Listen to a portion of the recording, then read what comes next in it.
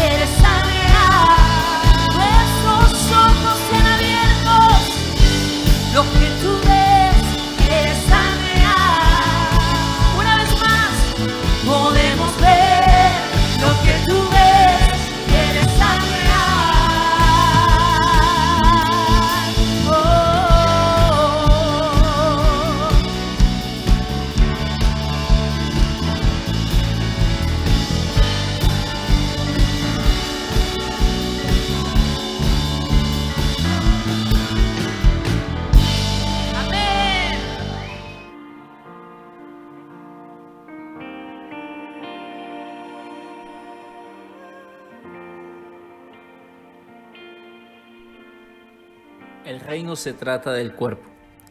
Tomando las palabras del apóstol Pablo en su segunda carta a los Corintios, para referirse a la iglesia, usa la alegoría o ejemplo de un cuerpo, donde hay una cabeza y esta cabeza es Cristo, quien dirige y gobierna todo. Y al haber muchos miembros que responden a esa cabeza y colaboran al buen funcionamiento de los demás miembros.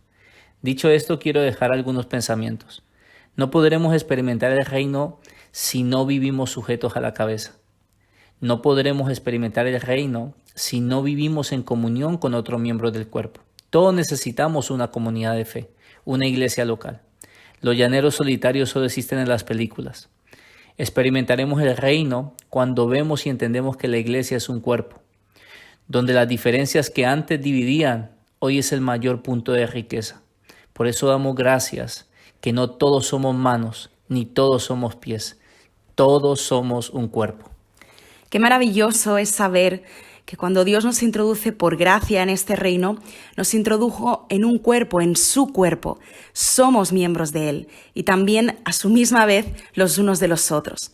Esto nos llevará a un compromiso mayor de cuidarnos los unos a los otros, de perdonarnos los unos a los otros, de amarnos los unos a los otros. Jesús oró, que sean uno como tú y yo somos uno para que el mundo crea. Anhelamos que este reino avance en nuestra generación y sea extendido en las naciones. Pero eso solo sucede cuando comprendemos que somos un cuerpo, un espíritu, que fuimos llamados a una misma esperanza, que tenemos un Señor, una fe, un bautismo, un Dios y Padre de todos, el cual es sobre todos, por todos y en todos. Somos Andrés y Raquel de Barcelona y te recordamos que el reino se trata del cuerpo.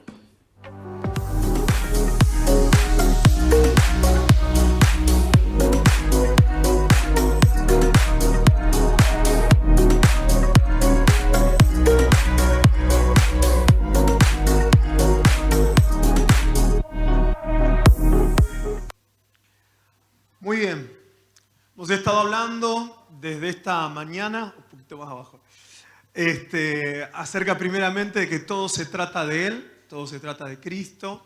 Después hemos estado hablando otro código del reino, que es el lugar donde tenemos que estar. Y si todo se trata de Él, el lugar y la posición donde tenemos que estar es Cristo. Y hace algunos instantes recordábamos no como un ánimo para algo a futuro, sino recordamos nuestra identidad y nuestro destino, que vos y yo somos llamados para trabajar en madurez. Y como recién nos decía esta introducción, el código que vamos a hablar ahora en los minutos que nos quedan, y luego vamos a tener una actividad bien dinámica, vamos a hablar acerca del código de este reino que se trata de cuerpo. Y la verdad que ruego al Señor que más allá de unos minutos donde pueda haber una exposición, que el Señor active algo en nuestras vidas. Yo creo en una generación y me gusta porque casualmente, no sé si uno tendrá más edad o qué, pero hay muchos adolescentes. Hoy veíamos un poco la estadística, estamos en presencia de un sub-25 prácticamente. Y yo creo que Dios está levantando una generación con una conciencia de cuerpo. Como mencioné en la sesión anterior, me crié literalmente en la iglesia. Yo sé que para sorpresa de muchos, tengo 42 años, sé que algunos me da 20 y algo y demás. Bueno, no era necesario que se rían algunos. Pero 42 años de estar en la iglesia, de estar compartiendo, de ver varias generaciones también, desde la generación de mis abuelos, la generación de mis padres, y encontrar por ahí ciertos discursos, pero por sobre todo ciertas prácticas en cuanto a lo corporativo, como prédica, como mensaje, pero no como una vivencia. Encontrar las generaciones que nos antecedieron muy solitarias. Yo recuerdo de tener la edad de muchos de ustedes y estar sentados en ámbitos como este y pastores decir, el pastorado y el liderazgo es un trabajo solitario, basados en nada, pero dando esa afirmación y sembrando una semilla. Y la cultura, el humanismo, la tendencia de la sociedad, todo aplica a crear un ser individual, a un ser donde yo soy el centro del mundo. Los diferentes colectivos, ¿qué es lo que expresan? Que nuestros derechos valen, que lo que a mí me pasa es más importante que lo que le pasa al colectivo de enfrente, que son mis problemas más importantes que los problemas de todos, que al único que se le tienen que resolver las cosas es a mí, que yo soy una víctima, que yo soy el que necesito. Me gustaba una de las frases que decía Sebastián hoy a la mañana, que en el reino no hablamos de la necesidad, sino desde la riqueza. Y todo se centra en un ser humano, en un hombre, en una mujer que piensa en sí mismo. ¿Cuántos ven la serie This Is Us? ¿La vieron o la... Levanten la mano, a ver. Ok, ¿cuántos mundanos la vieron? Levanten la mano. Yo en ese momento estaba orando, pero mi esposa me la contó. No, mentira. Y hay una temática que plantea, que a nosotros nos ha tocado charlarla con varios amigos y gente muy querida, que uno de los personajes manifiesta que no quiere ser madre. Y lo pone, no me acuerdo cómo se llama, Kevin se llama, ¿no? El hijo, el modelo, el que es actor y eso. ¿Kevin es? Que como la saben. Sí, dijeron.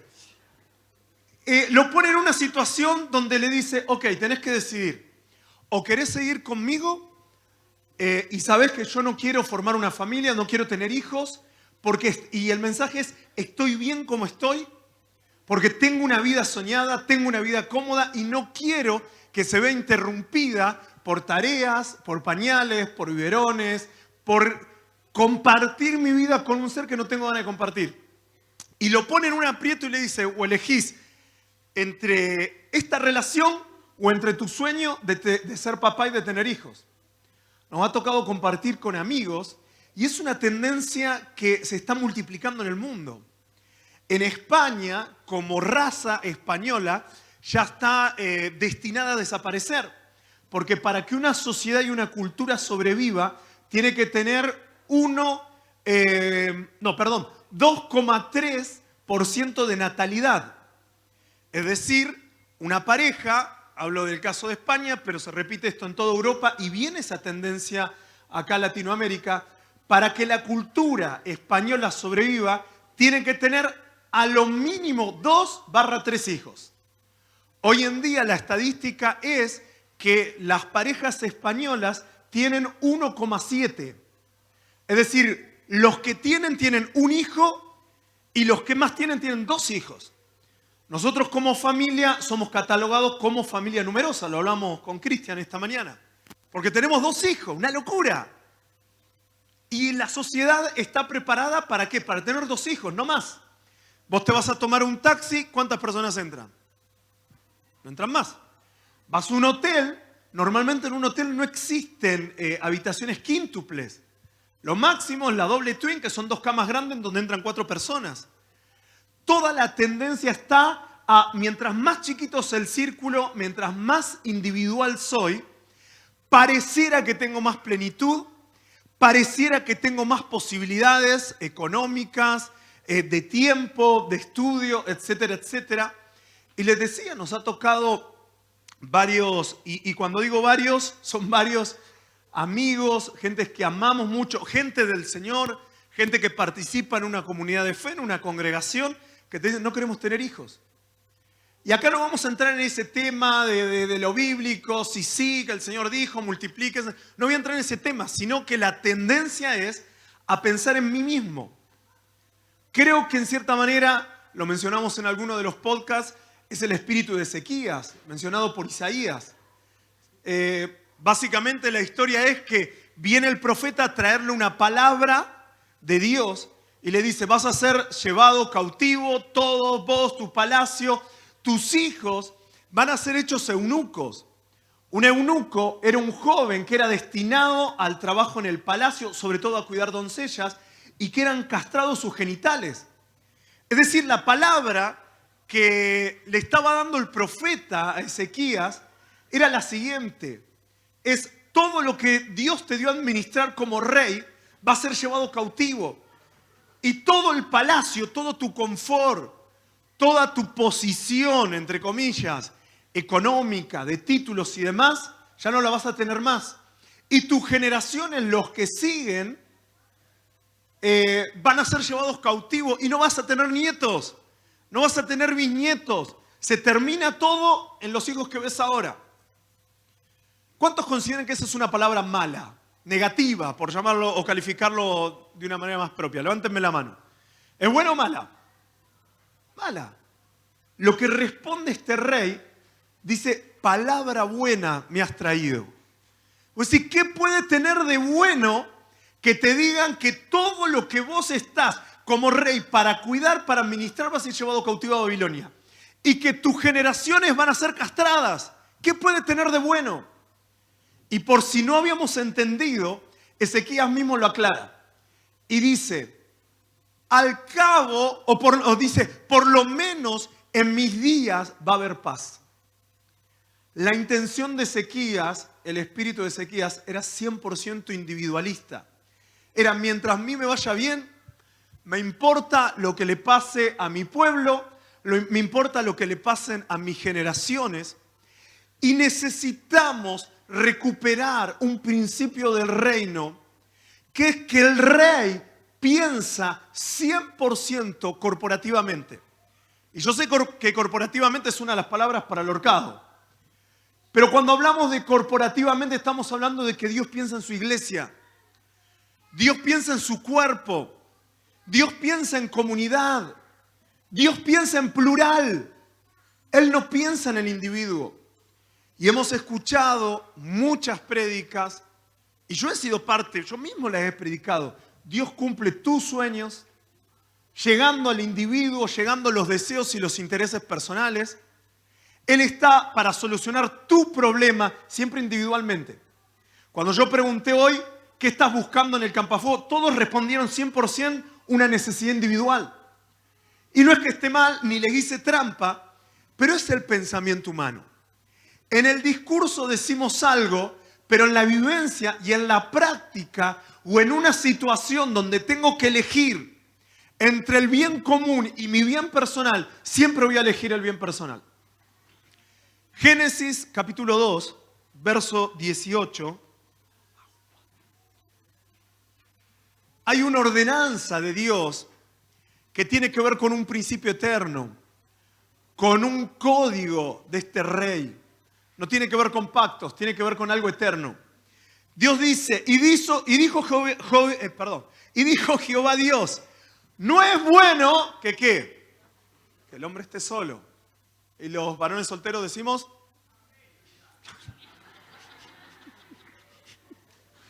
te dejaron solo, amigo.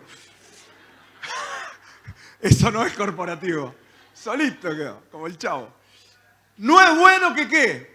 Que el hombre esté solo. Obviamente está dentro de un contexto. Le daré ayuda idónea para él. Y dice la expresión y la historia bíblica que se buscó entre los animales.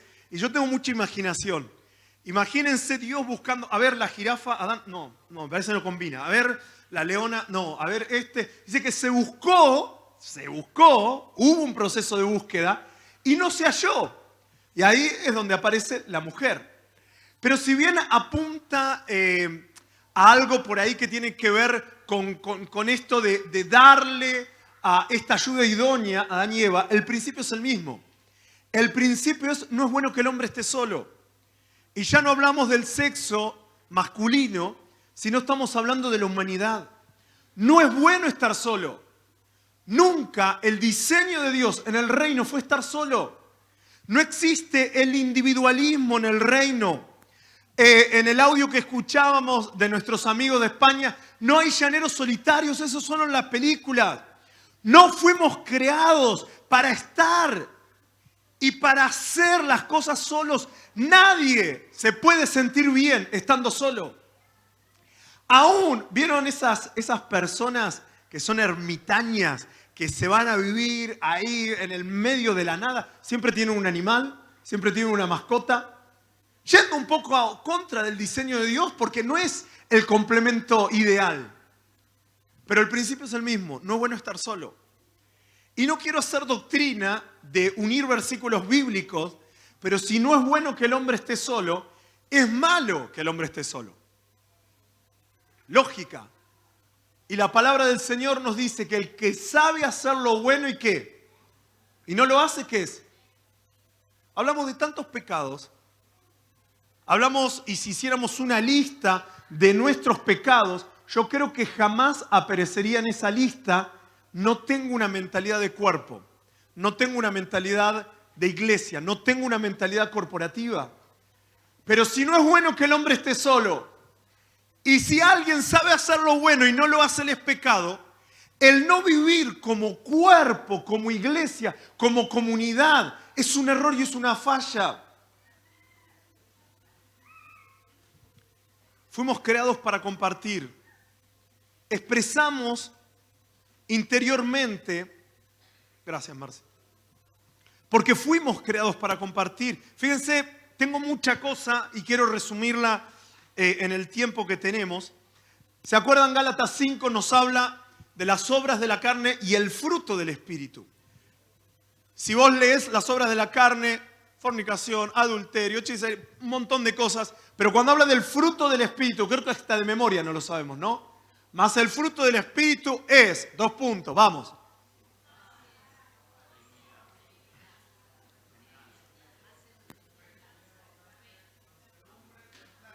Fíjense que la mayoría no tiene que ver con cosas individuales que me la guardo para mí mismo. Todo tiene que ver con la relación interpersonal del cuerpo. Porque no es bueno que el hombre esté solo. No, yo tengo tanto amor, pero el amor debe expresarse. Templanza, ¿con quién voy a tener templanza? Con el prójimo. Y casualmente es el fruto del Espíritu. Si hay una obra del Espíritu Santo en tu vida y en mi vida, tiene que dar fruto. Pero el fruto de un árbol de manzanas, ¿para quién es? ¿Para el árbol de manzanas? Siempre es para otro. Todo lo que vos manifestás, expresás, como madurez, como tu posición, como la centralidad de que todo se trata de Él, tiene que dar un fruto si está siendo real. Pero ese fruto no es para vos, ese fruto es para el prójimo. En el reino todo se trata de relaciones. Miren, rápidamente, vamos a Marcos, capítulo 12, verso 29.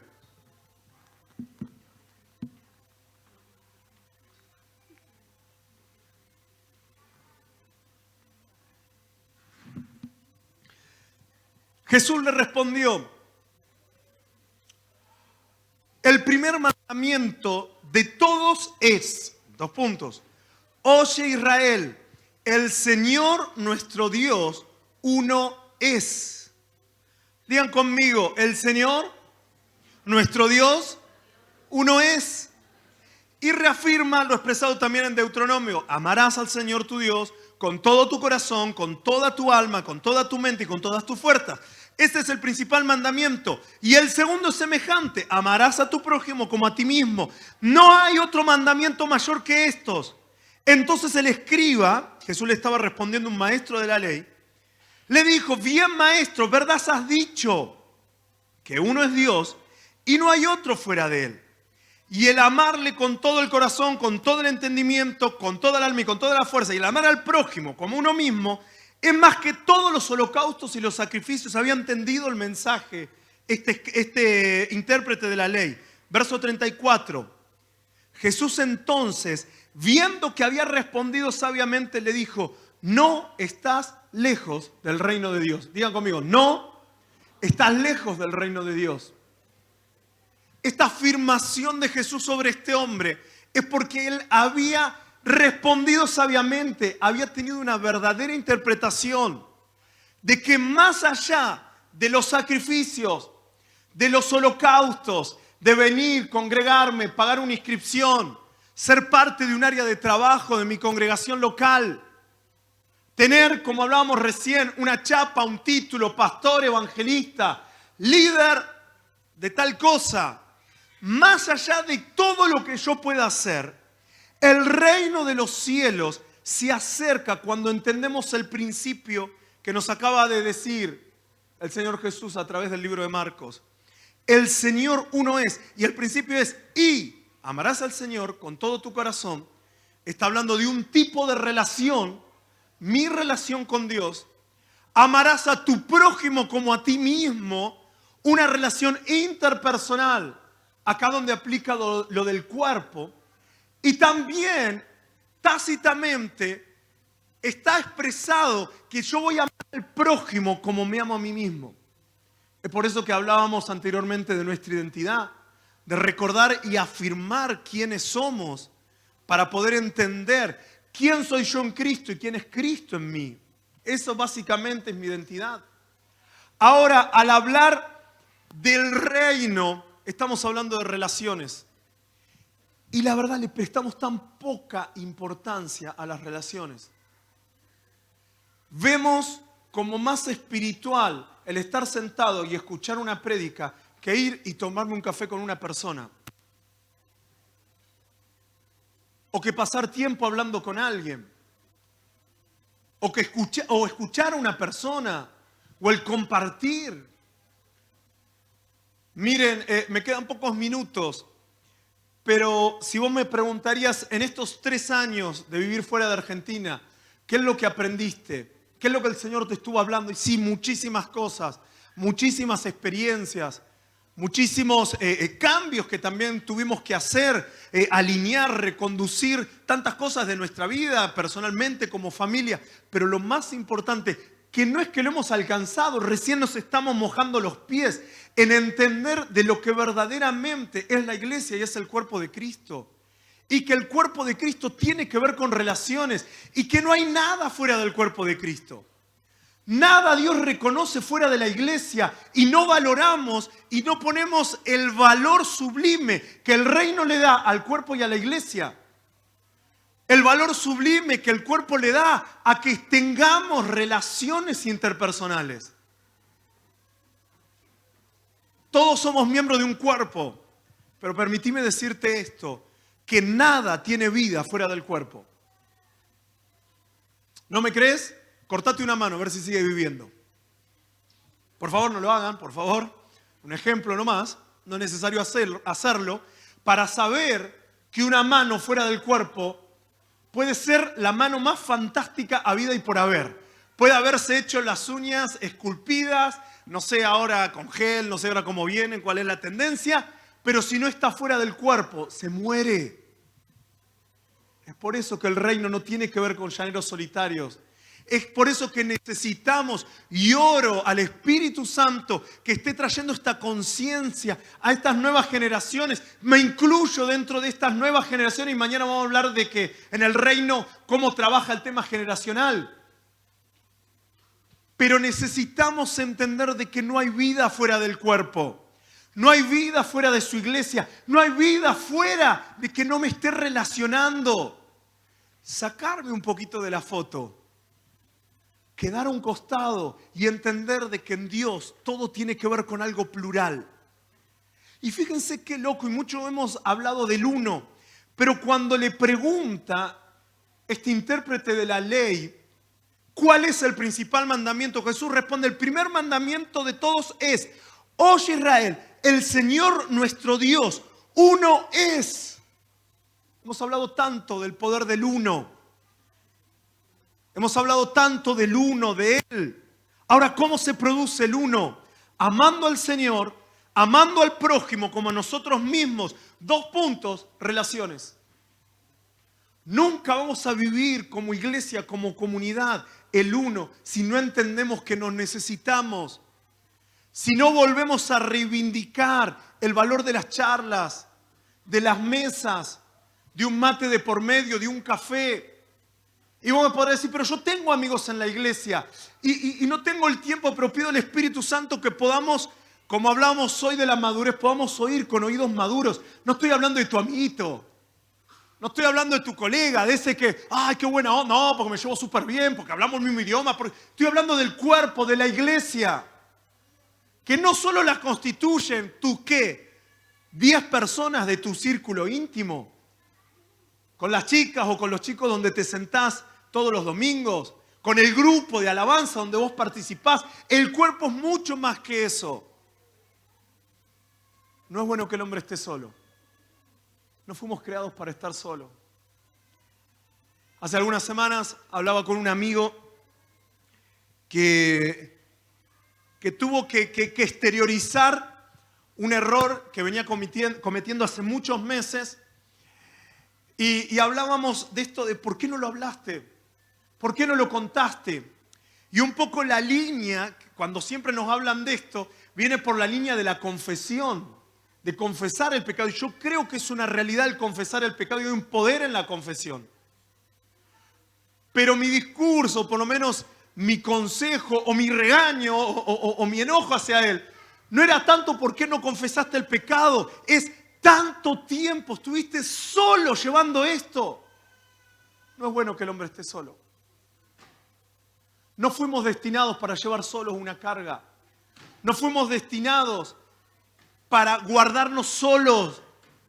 El tema, no sé, lo positivo, lo negativo. Todo fue destinado para vivirlo dentro del cuerpo. Romanos, Corintios.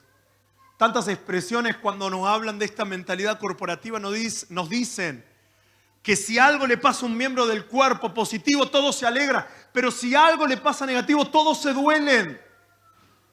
Y miren, ruego al Señor en mi espíritu que Él pueda revelarnos lo que verdaderamente es el cuerpo. Que Él pueda hablar y no sean unas palabras, no sea un mensaje, no sea una prédica, que se te haga un clic. Como a mí, le vuelvo a decir, y como familia se nos está haciendo de a poquito hacer un clic. Es decir, no se trata del ministerio Santiago Iván a las naciones. Cuando fuimos a vivir a España, fuimos enviados por esta iglesia. Esta es nuestra iglesia, esta es nuestra casa. Pero veníamos con una mentalidad un poco de decir, bueno, vamos a trabajar para la iglesia. Vamos a tener un ministerio itinerante donde un fin de semana vamos a un lado, colaboramos, otro fin a otro. Y si nos sobra tiempo, bueno, vamos ahí a tal iglesia donde hay unos amigos. Y ni bien llegamos a las semanas, yo lo sentí como un cachetazo espiritual de parte del Señor. Que el Señor me decía, no podés ser iglesia, comunidad. Hay tantas expresiones de la iglesia, creo que no hay una definición sola.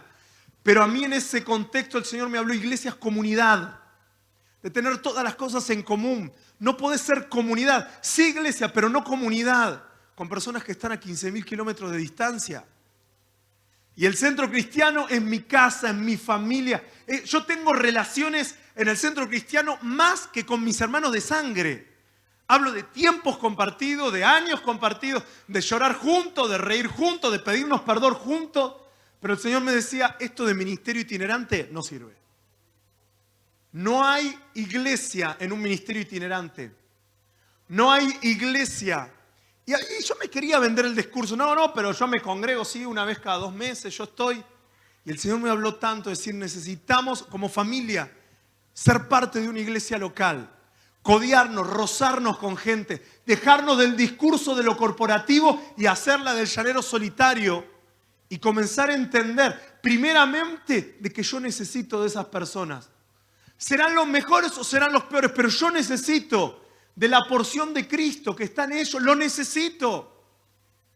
El reino es como un gran rompecabezas y la cena del Señor nos expresa eso. Que su cuerpo fue partido. Y a ninguno se le dio la canasta de pan. Se le dio un pedacito de su cuerpo a cada uno de nosotros. Y este rompecabezas lo unimos y se manifiesta el reino y es visible. Cuando entendemos que nos necesitamos, cuando entendemos la importancia de una mesa, de charlar, de mirarnos a los ojos, de pedirnos perdón, de no tener cada uno su necesidad como una prioridad, sino estimar al otro como superior a uno mismo. Necesitamos avanzar muchísimo y la iglesia, creo, como iglesia, y me incluyo, estamos en pañales en este tema. Tenemos mucho discurso, pero no tenemos la vivencia. Por eso celebro que hoy, en este ámbito sub-25, podamos estar hablando de estos temas que son llaves del reino, códigos, fundamentos. Me gusta mucho esta primera iglesia del libro de los Hechos, porque ellos no tenían un método muy, interesante en cuanto al evangelismo. Simplemente eran iglesia, simplemente eran uno, simplemente entendían que el principal mandamiento es una relación con Dios, una relación con el prójimo como me relaciono conmigo mismo. Y tenían todas las cosas en común. Y claro, no era Disneylandia, seguramente eso. Pero ¿saben cuál era la herramienta evangelística? Que el mundo los veía y dice que el Señor añadía cada día los que habían de ser salvos. ¿Cuál fue la oración de Jesús? Que sean uno. ¿Para qué? Hay un fin para que sean uno. No es un ideal filosófico, que sean uno para que el mundo crea. Necesitamos redescubrir el cuerpo de Cristo, redescubrir su iglesia. Ahí donde estás, te invito a que inclines tu rostro.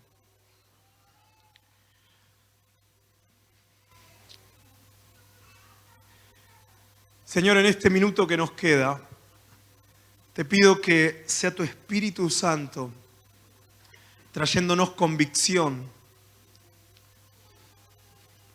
de nuestra mentalidad, de nuestro comportamiento individualista. Hablábamos anteriormente que madurez es dejar, y para ser uno hay que dejar sus propios intereses. Hay que atreverse a renunciar.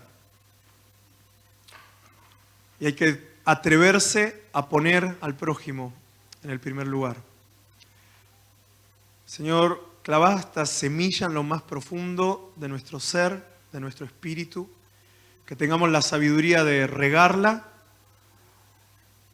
Y Señor, oramos y declaramos por una generación que pueda vivir y manifestar el reino de los cielos, siendo uno, siendo cuerpo, siendo iglesia, siendo familia. Tu nombre, Cristo. Amén.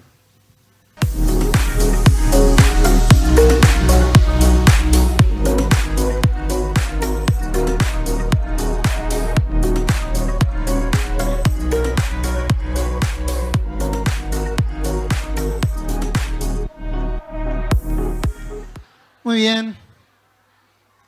Si nos ubicamos, porfa. Así continuamos.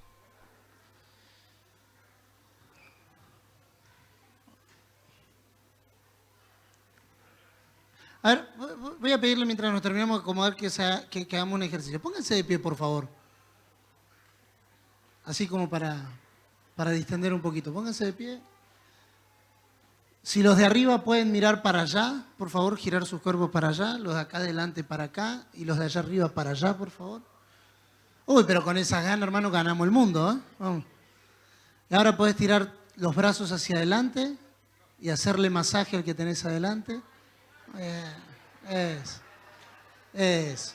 Dijo Santi que no era bueno que estemos solos, así que qué bueno. Es masaje. No aproveche. Masaje. Masaje. Ahora cambiamos para el otro lado. Mejor es dar que recibir.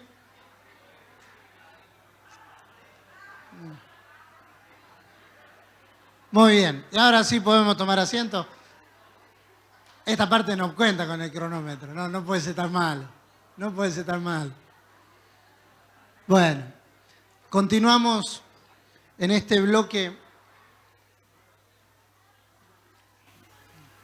Continuamos en este bloque hablando acerca del código del reino número 3, que se trata del cuerpo. Y quiero continuar en la misma línea de lo que habló Santi hace un ratito acerca de no es bueno que el hombre esté solo. Esa idea en el corazón de Dios de que habitemos y vivamos en un cuerpo. Todo lo que Dios es,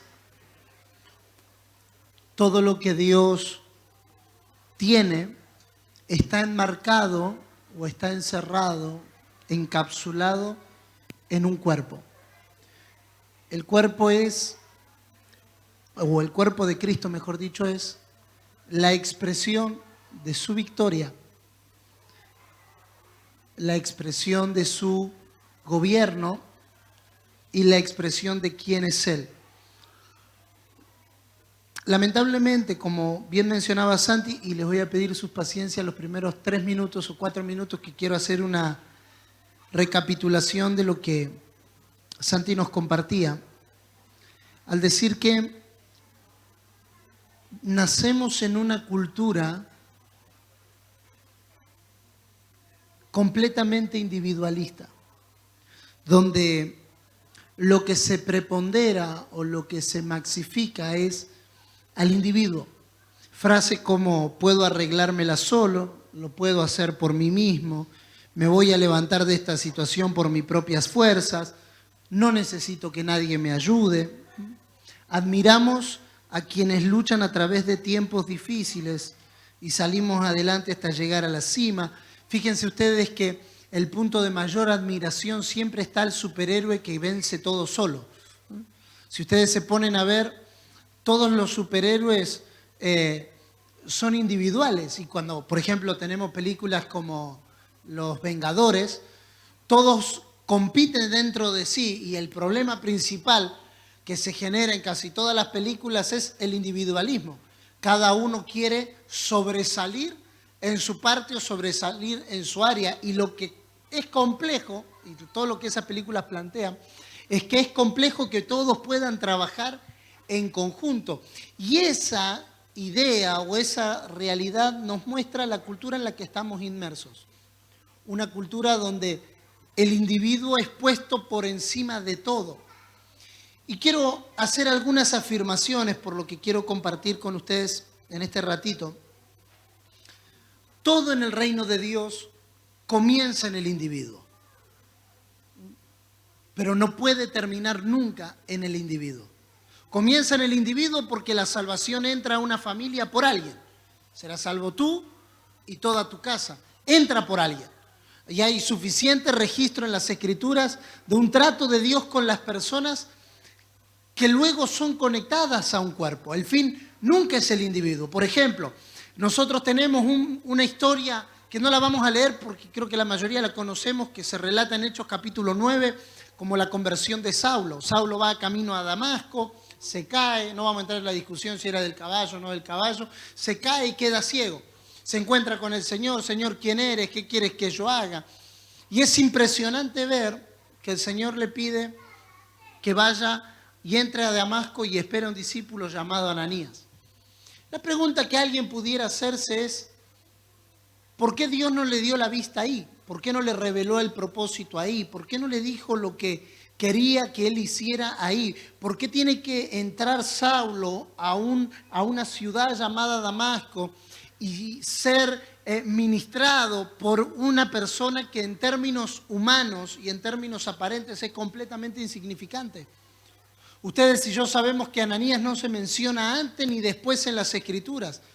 No se lo presenta ni como un apóstol, ni se lo presenta como un pastor, ni se lo presenta como alguien de renombre. Se dice que era un discípulo llamado Ananías. Un hombre como Saulo, con su trayectoria, con su reputación, con su dignidad, convirtiéndose ahora al cristianismo, tiene que ser ministrado por una persona aparentemente insignificante. Aparentemente, y vuelvo a repetir, en términos humanos, que pasaría desapercibido en la historia. No se sabe más nada de Ananías, solo que impuso las manos sobre Saulo y Saulo recobró la visión. Eso nos muestra esto que Santi nos decía. Todo lo que Dios hace en nosotros está enmarcado en un concepto de cuerpo.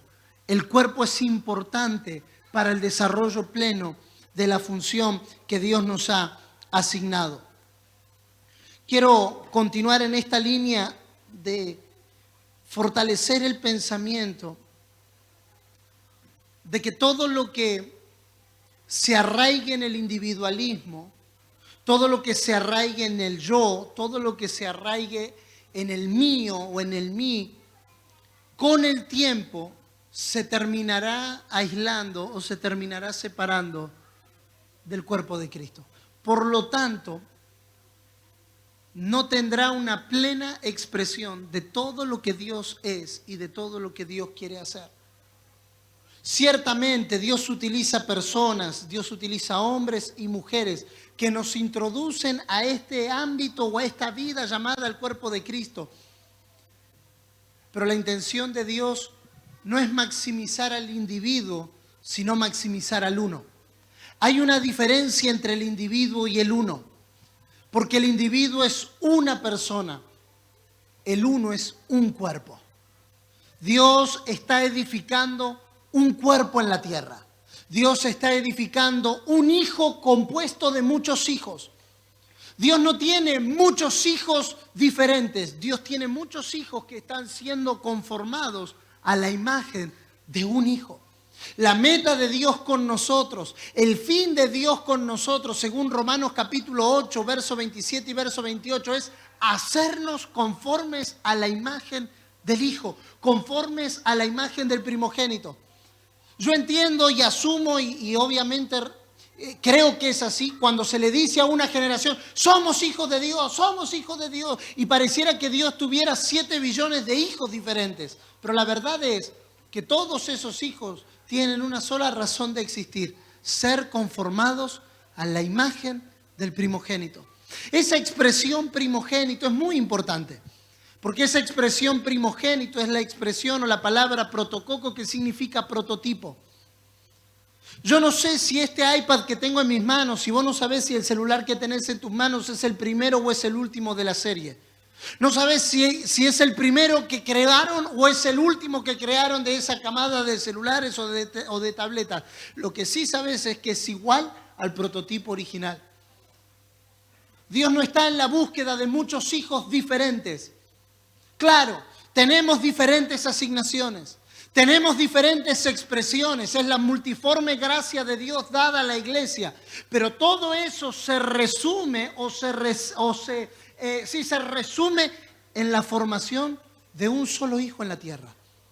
Dios no está buscando muchos cuerpos, Dios está buscando un cuerpo. ¿Podés decir conmigo, por favor, un cuerpo? No, pero con entusiasmo, por favor, con el entusiasmo de llevamos 8 horas sentados. Un cuerpo. Dios está buscando un cuerpo. Hebreos capítulo 10 nos declara y nos dice que cuando Cristo entró en la tierra, entró en un cuerpo llamado Jesús. Me preparaste cuerpo. El cuerpo de Cristo hoy es la iglesia. La iglesia es la expresión corporativa de Cristo. Santi lo decía al principio cuando decía que debemos estar sujetos a la cabeza. Él es la cabeza y nosotros somos el cuerpo. Ahora, la tentación de la cultura, de los patrones, de los modelos de pensamiento en los que nosotros vivimos y convivimos permanentemente es informar a nuestra mente e informar a nuestro sistema de pensamiento que nosotros podemos solos. Es decirnos que no necesitamos de nadie. Es hacernos creer que por lo mucho que nosotros podemos hacer es la vida que vamos a tener. Es la preponderancia o o el aumento de la meritocracia. Somos lo que me merezco por causa de lo que he hecho, por causa de lo que he alcanzado, por causa de lo que he trabajado. Usted no sabe lo que me costó llegar hasta donde llegué. Es la expresión individualista o del individualismo más grande que podemos encontrar. Ahora, ¿por qué necesitamos combatir el individualismo? Porque el individualismo ataca la manifestación del reino. El individualismo ataca la manifestación del reino. No habrá una plena expresión de Cristo en nuestra generación hasta que no nos comencemos a ver todos como parte del mismo cuerpo. Si hemos nacido de nuevo, todos somos parte del mismo cuerpo. Tendremos diferentes funciones, tendremos diferentes expresiones, tendremos diferentes dones, talentos y habilidades, pero pertenecemos a un solo cuerpo. Somos parte de una misma familia. Estamos siendo constituidos como un solo templo. Pero la vida corporativa también plantea sus desafíos. La vida corporativa también plantea, y conecto con lo que hablábamos de madurez, que mi madurez no sirve de nada si mi hermano no maduró todavía. No lo vamos a leer porque es largo y nos vamos a ir de tema. Pero cuando puedan, estudien Josué capítulo 6. Vuelvan a leerlo. Capítulo 7, perdón, la toma de Jai. O el capítulo 8, ya se me fue. Entre el 6, 7 y 8, o lean 6, 7 y 8 como para... Lean 5, 6, 7, 8 para que no quede tan como el canal de televisión aquí. Me llama la atención que el pecado de Acán fue el pecado de un hombre, pero Dios castigó a toda la nación. Fue un hombre el que guardó el anatema. Fue un hombre el que guardó el lingote de oro, el manto babilónico y los 200 ciclos de plata. Fue un hombre. Pero cada vez que Dios tiene que hablar con Josué acerca del pecado de Israel, no dice el pecado de Acán. Si ustedes después tienen un ratito y quieren leerlo, léanlo detenidamente. Dios le dice a Josué: Israel ha pecado contra mí. Israel ha guardado lo maldito, ha guardado lo que yo le dije que no guardara. En Israel hay anatema. Y uno pudiera decir desde una mente natural: Señor, pará. No fue todo Israel. Fue Acán. Vas a castigar. Murió gente. Un pueblo pequeño como lo era Jai. No fue conquistado, aunque Israel los superaba en número y ellos movilizan algo así de 3.000 personas para tomar a todo Jai. Y los de Jai le terminan dando una paliza. Y uno dice: ¿por qué Dios no castigó solamente a Acán y la pagó todo Israel? Porque la vida corporativa nos plantea que lo que le pasa a uno nos pasa a todos. El desajuste de uno es el desajuste de todos. La inmadurez de uno es la inmadurez de todos. Ah, no, bueno, pero yo ya alcancé madurez. Sí, pero si tu cónyuge no lo alcanzó, si tus hijos no lo alcanzaron, si tu amigo no lo alcanzó, si tu compañero de servicio ministerial no lo alcanzó, si tus discípulos no lo alcanzaron, entonces todavía no lo alcanzamos todos. Una de las palabras más contundentes y que más se repiten en el Nuevo Testamento con principal énfasis en el libro de los Hechos es la palabra todos. Y todos fueron llenos del Espíritu Santo. Y todos hablaban en otras lenguas. Y todos tenían todo en común. Y todos, porque lo que plantea la vida corporativa es que lo que nos pasa a uno le pasa a todos. Y eso es tanto para lo positivo. Eso es tanto para lo que avanza el propósito de Dios en la tierra. O eso es tanto como para lo que lo retrasa. Tu anatema, mi anatema, las cosas guardadas, las cosas escondidas, las cosas ocultas, no te perjudican solo a vos, nos perjudican a todos. Israel no pudo avanzar en pos de lo que el Señor le había asignado conquistar. Hermano, eran pueblo de 3.000 personas, con 3.000 personas, hombres de guerra, tomaban la ciudad y sin embargo sufrieron la derrota más vergonzosa de la historia de Israel. ¿Por qué? Por el pecado de un hombre. Y esto no es para andar haciendo policía a ver cómo está el de al lado. Esto es para hacernos una pregunta. ¿Qué de mí está siendo conformado al individualismo? ¿Qué de mí me hace pensar solamente en mí? ¿Qué de mí solo me está haciendo pensar en mi beneficio? No, yo no quiero mi beneficio. Quiero el beneficio del cuerpo. Hay cosas que tendré que perder para que el cuerpo gane.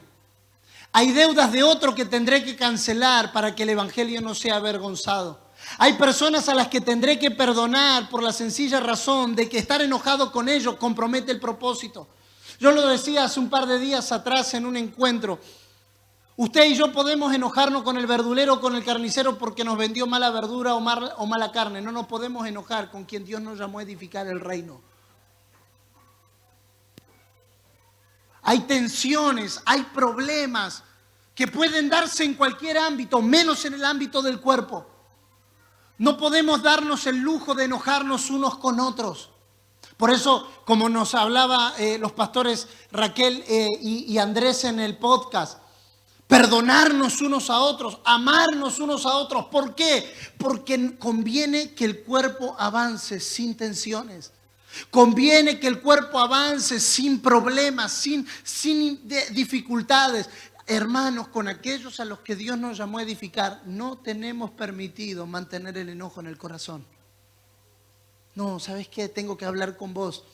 Tengo que hablar con vos porque lo que dijiste me dolió, me afectó. No sé, yo tenía otra expectativa. Y hablar las cosas para garantizar que lo que estamos edificando no se altere, no se estorbe, no se pierda. Pero cuando masificamos al yo, cuando nuestras heridas son tan grandes, lo que comenzamos a hacer es a dañar la vida corporativa y a detener el avance del reino. ¿Y sabe cuál es la tentación? La tentación de todo aquel que se siente herido, individualista, o tirando al yo o al mí, es juntarse con gente en la misma condición. El Señor me hablaba mucho en estos días de aquella historia de Lázaro, todo herido y llagado, que se sienta a comer de las migajas que caían de la mesa. Y dice que venían los perros y los perros lamían las heridas. Y no es por conectar versículo bíblico por conectar, solamente para que lo pensemos juntos. ¿Se acuerdan que en Filipenses, en el capítulo 3, verso 2, Pablo dice, guárdense de los perros? No vamos a entrar en conjeturas, solamente a pensar juntos. ¿Qué es un perro en este contexto de la vida corporativa? Es aquel que te lame las heridas, pero no te las sana. Es aquel que te dice, sí, es verdad, vos tenés razón, el pastor te habló mal. Sí, pobrecito, nadie te entiende. No, es que tenés razón en enojarte, porque si me hicieran lo mismo a mí, yo también me enojaría. Y comienza a lamerte, pero no te sana. Te deja sentado exactamente en el mismo lugar y en la misma condición. Y para usar una palabra que se usó esta mañana, te deja en la misma posición. Pero vos sentís un alivio. Vi esa gente que dice, yo quiero hablar con vos porque me quiero descargar. ¿Sabe qué es ese descargar? Ese descargar es, necesito a alguien que me lama las heridas. Alguien que alimente el yo. Alguien que alimente el ego. Sí, tenés razón, se equivocaron. Sí, pobrecito, nadie te entiende, nadie te comprende. Nadie te quiere, todos te odian. Mejor comete un gusanito. Ay, qué rico gusanito. El individualista o aquel que tiende al individualismo, aquel que no resolvió el yo en la cruz, buscar gente que le lama las heridas, pero que no lo confronte a cambiar de posición ni a cambiar de condición. Es increíble, siguiendo esta misma línea de Lázaro, en Mateo capítulo 16, Jesús dice, y tú eres Pedro, y sobre esta roca edificaré mi iglesia.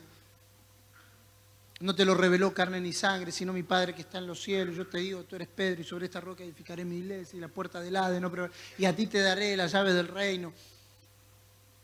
Y un par de versículos más abajo, Pedro lo toma aparte. Y le dice, Señor, ten compasión de ti. ¿Por qué no se lo dijo delante de todos los discípulos? Porque quien no ve la vida corporativa siempre tiende al aislamiento. Dice que lo llevó aparte. Y quiero hacer énfasis en algo que Santi decía. Cuidado en las conversaciones que tenemos. Porque a veces esas conversaciones que aparentemente son inocentes, el famoso, te lo cuento para que estés orando, lo que esconde es un impulso al yo. Señor, ten compasión de ti mismo. Ten cuidado de ti mismo, dice otra versión. Y Pedro quiere, bien intencionado, porque acá no estamos hablando de malas intenciones, acá estamos hablando de desconexión del cuerpo. Y bien intencionado, Pedro toma a Jesús aparte, lo saca de un ambiente corporativo, lo saca de un ámbito de familia y le dice: Señor, mírate a ti mismo. Ten compasión. Y alguien pudiera decir: wow, todos necesitamos un Pedro en nuestra vida que nos ayude a mirarnos a nosotros mismos. Pero estaba completamente equivocado de lo que el propósito requería. Y entonces la respuesta de Jesús, todos lo conocemos, pero piensen conmigo en el dramatismo de la respuesta. Apártate de mí, Satanás. Yo no sé qué discípulo aguantaría que alguien le dijera Satanás. Pensá por un momento, ¿cómo reaccionarías si tu líder te dice: apártate de mí, Satanás? Me voy porque acá no hay amor, llaman a la gente Satanás. No sé si alguna vez tuviste tanto tiempo libre como para pensar lo que significa esa expresión. Decirle a alguien, que encima no era cualquiera, o sea, no era alguno que estaba ahí cerca, era Pedro. Si había un tipo leal a Jesús, era Pedro. Estaba dispuesto a cortar oreja por Jesús. Pedro era el que tenía la espada lista. Era medio guardaespaldas, o sea, cualquier circunstancia que había, Pedro sacaba la espada y a pelear. Y Jesús le está diciendo en la cara: apártate de mí, Satanás.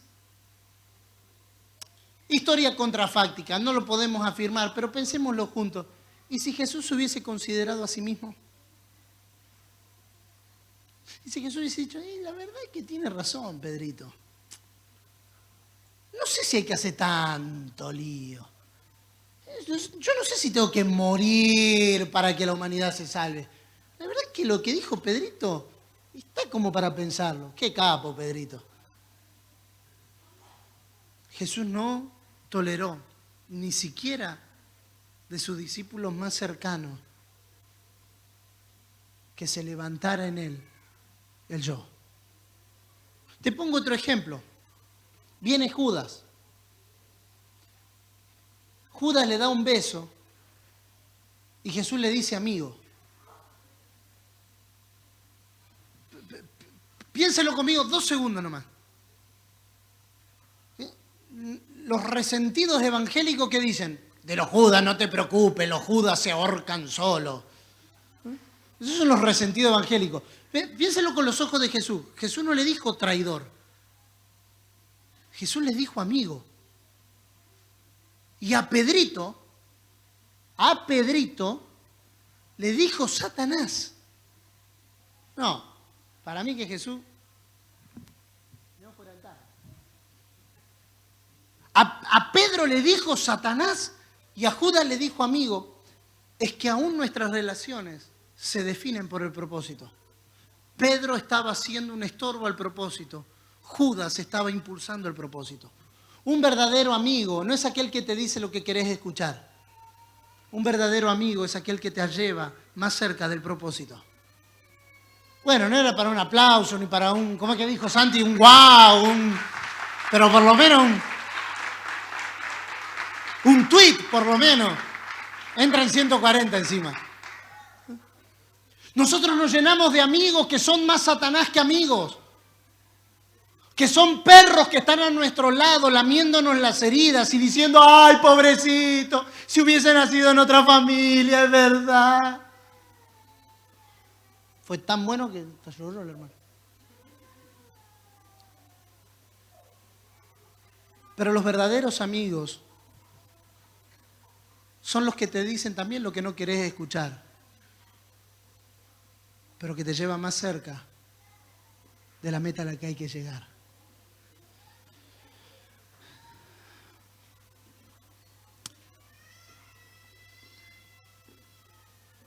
Ver el cuerpo es recordar por qué es necesario el cuerpo. El cuerpo es necesario por 3 cosas. Que hay más, pero por el tiempo vamos a dejarla en 3. Número 1, es necesario para la plena comprensión de Cristo. Santi nos decía algo que quiero destacar porque me pareció muy bueno. A nadie se le dio la canasta del pan, a todos se les dio un pedazo del pan. Y cuando el pan es reunido, tenemos la plena comprensión. No vamos a entender todo de Cristo solos. No, yo tengo todo de Cristo, yo estoy en Cristo y tengo todo, no necesito nada ni a nadie. No, se nos dio una medida, se nos dio una porción. Cuando nos reunimos, y es maravilloso, muchachos, volver a las reuniones en las casas, en vez de para jugar a la Play, para orar juntos, para leer las Escrituras, para charlar, para conversar, para preguntarnos, porque cuando nos reunimos hay plena comprensión. Entender más a Cristo no es solo un asunto de agarrar las Escrituras y leerlas de la vuelta, del revés, del griego, del hebreo, en NTV, en NBI, en MSG, en MSN.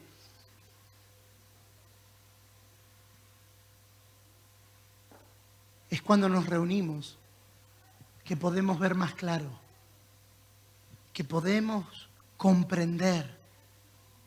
¿Nunca te pasó a estar con un versículo toda la semana en la cabeza y no lo entendés, y no lo entendés, y no lo entendés? Y llegás a la reunión y ¿qué dice el predicador? Vamos a abrir la Escritura y dice el versículo y te lo explica de una manera que vos decís, mira eso. Y te reunís con un compañero en el discipulado o en la escuela de ministerio y comenzás a charlar y comenzás a ver desde otra perspectiva. Porque para eso es el cuerpo. El cuerpo nos da una expresión más completa de Cristo. Número 2, el cuerpo es necesario para el pleno crecimiento de Cristo. Para que haya un aumento de Cristo en nuestra generación necesitamos al cuerpo, porque no podemos hacerlo solo. Nadie tiene todo de Cristo para manifestarlo. No hay una sola persona, no hay una sola familia, no hay un solo ministerio, no hay una sola red, no hay una sola denominación que tenga todo de Cristo. Pero cuando el cuerpo se reúne, Cristo es aumentado. Y número 3, el cuerpo es necesario para la plena manifestación de Cristo. Un individuo puede manifestar a Cristo, es verdad, pero es muy lento si no es corporativo. Nosotros tenemos el registro de grandes hombres y mujeres de Dios en el libro de los Hechos, que fueron parte de la ignición de la iglesia del primer siglo. Pero no fue a ellos que se los llamó cristianos, fue al conjunto de la iglesia que se les dijo pequeños Cristos. Hay una contundencia mayor cuando el cuerpo de Cristo crece, cuando el cuerpo de Cristo comprende, y es una manifestación más contundente. Estos que trastornan el mundo entero, no dicen este. Y mirá que había grandes apóstoles en la iglesia del primer siglo, ¿eh? Estos que trastornan el mundo entero han llegado aquí. El cuerpo garantiza una manifestación plena. Necesitamos salir del individualismo. Claro, hay un trato que Dios tiene contigo que probablemente no lo tenga con tu vecino.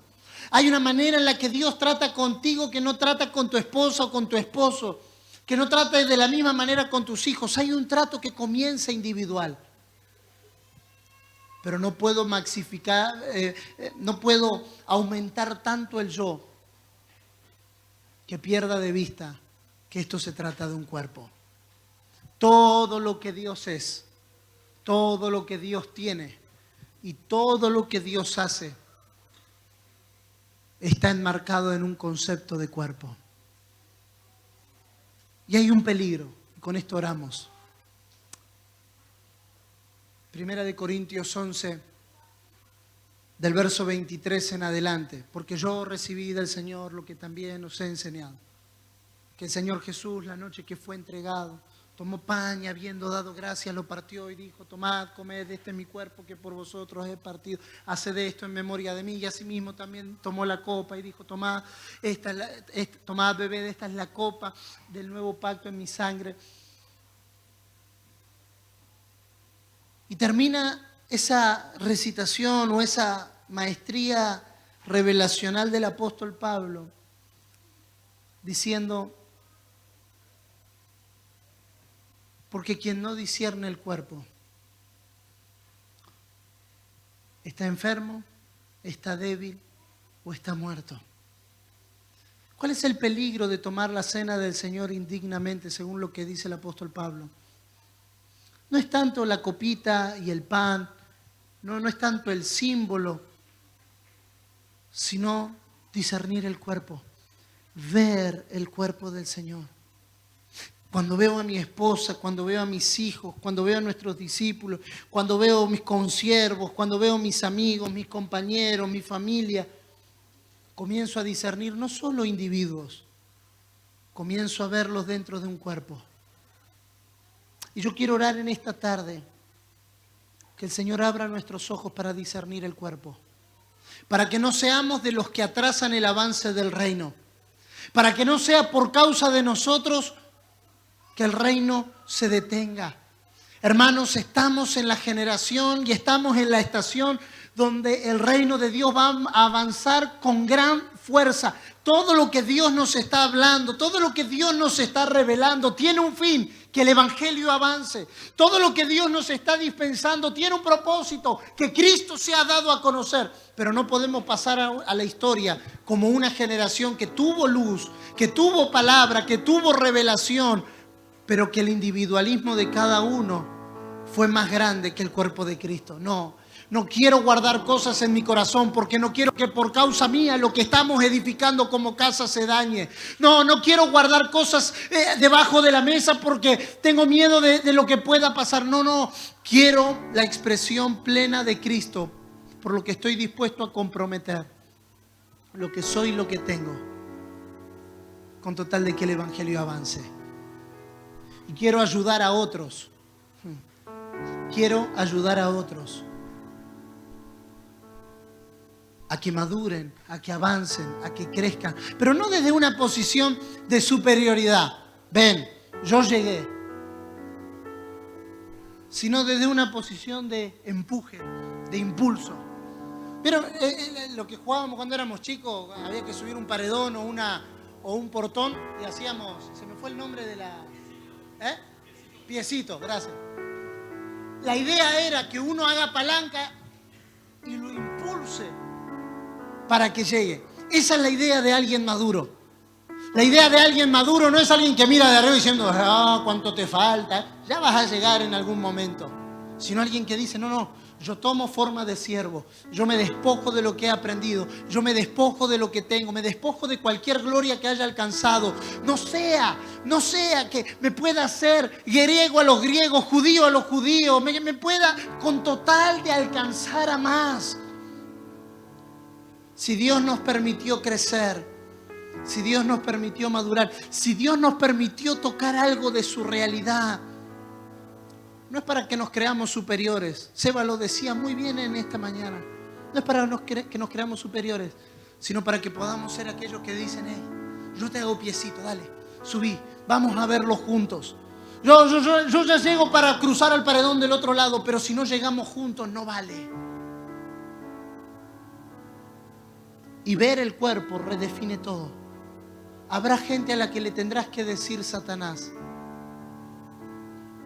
Y habrá gente que te va a lastimar aparentemente, pero que te va a llevar más cerca del lugar de rendición. Señor, abre nuestros ojos. Queremos dejar de pensar en mi beneficio, en mi ministerio, en mi propósito, en mi desarrollo, en mi éxito. Y quiero comenzar a ver tu cuerpo, tu propósito, tu iglesia, tu casa, tu familia. Líbrame, Señor, aún de gente a mi alrededor que no cambia ni mi posición ni mi condición, solamente lame mis heridas, aumentando la autoconmiseración. Y ponme más cerca a aquellos amigos que me llevan a la cruz, que me llevan a morir, que me llevan a rendirme, que me llevan a entregarme. ¿Puedes tomar la mano de la persona que está a tu lado, ahí donde estás?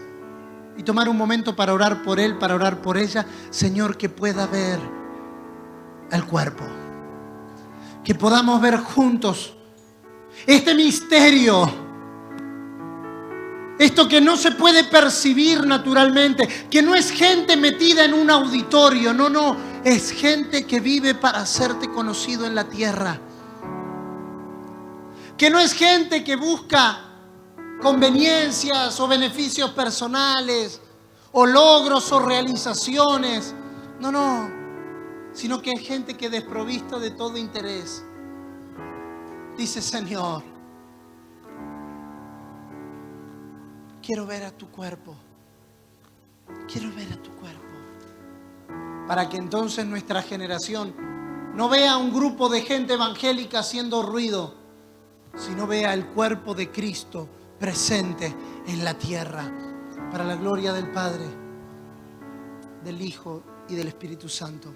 Amén.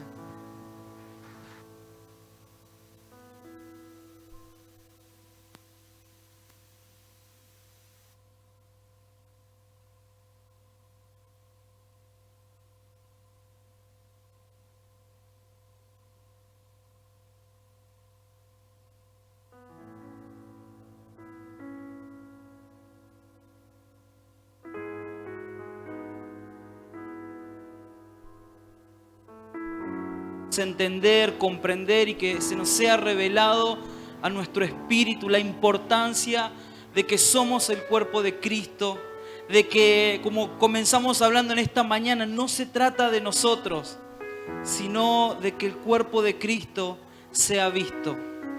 Y que podamos orar, que puedas, ahí donde estás, mires a alguien de la mesa de al lado, de la tribuna ahí, del otro bloque de la tribuna, y te puedas acercar a alguien que no conozcas. Porque esa persona que está ahí es parte del cuerpo. Es tu hermano en Cristo, es parte del cuerpo de Cristo y necesita de vos como vos necesitas de Él. Así que nos podamos movilizar, no se preocupen. En un ratito vamos a sacar las mesas para poder acomodar las sillas, así que no importa si nos movilizamos un poquito. Y que podamos orar los unos por los otros. Desde esa madurez que se nos estuvo hablando, ministrando, que desde esa madurez podamos orar por el otro. Podamos impulsarlo con un clamor desde nuestro interior. Ese clamor desinteresado. ¿Cuántas veces hemos usado esos versículos? Clama a mí, yo te responderé, para orar por nosotros mismos. Pero qué importante entender es de clamar por el cuerpo. De clamar por mi hermano, por mi hermana que está ahí, y orar para que Cristo siga siendo revelado a su vida y juntos podamos avanzar. Porque la palabra dice: hasta que todos lleguemos. No es hasta que algunos, es hasta que todos lleguemos. Oramos. Papá, te damos gracias, te damos muchas gracias por las riquezas que depositaste en el cuerpo. Te damos gracias, Señor, porque puedo ver y voy en camino para ver el Cristo que porta mi hermano. Bendigo la vida de mi hermano, de mi hermana, con aquellos que crezco, que camino juntos. Gracias, Señor, porque te diste a conocer en tu cuerpo. Somos un pequeño destello de Cristo, pero todos juntos expresamos su plenitud. Gracias, Señor, por eso. Gracias porque no solamente te revelaste a nuestra vida, sino que nos depositaste en comunidad. Hasta incluso nos diste más de lo que podríamos llegar a necesitar. Nos diste tu cuerpo. Nos diste todo todo. Gracias, Señor, por lo que cada día crezco en más revelación, porque miro al Cristo que tiene mi hermano, porque puedo ver lo que vos hablás a través de su vida. Gracias, Señor. Te damos muchas gracias. Señor, que arraigados y cimentados en tu amor, como cuerpo podamos crecer en la comprensión de la plenitud de tu amor que se manifiesta en el cuerpo. Que arraigados y cimentados en tu amor, en tu verdad, Señor, juntos podamos seguir avanzando como un solo cuerpo hasta que todos lleguemos. Hasta que todos lleguemos. Señor, sácanos de esa mentalidad individualista, pensar en solamente llegar yo. Y que podamos, Señor, decir y declarar cada día de nuestra vida hasta que todos lleguemos. Que cuando veamos a alguien que se está quedando en el camino, podamos esperarlo, podamos tomarlo de la mano, podamos llevarlo, podamos acompañarlo en su proceso, podamos impulsarlo, Señor. Señor, quita nuestra mirada de nosotros mismos y ayúdanos a mirar como vos mirás a tu cuerpo, como vos mirás, Señor, a tu iglesia. Te damos gracias, Señor. ¿Por qué no le damos un fuerte aplauso al Señor?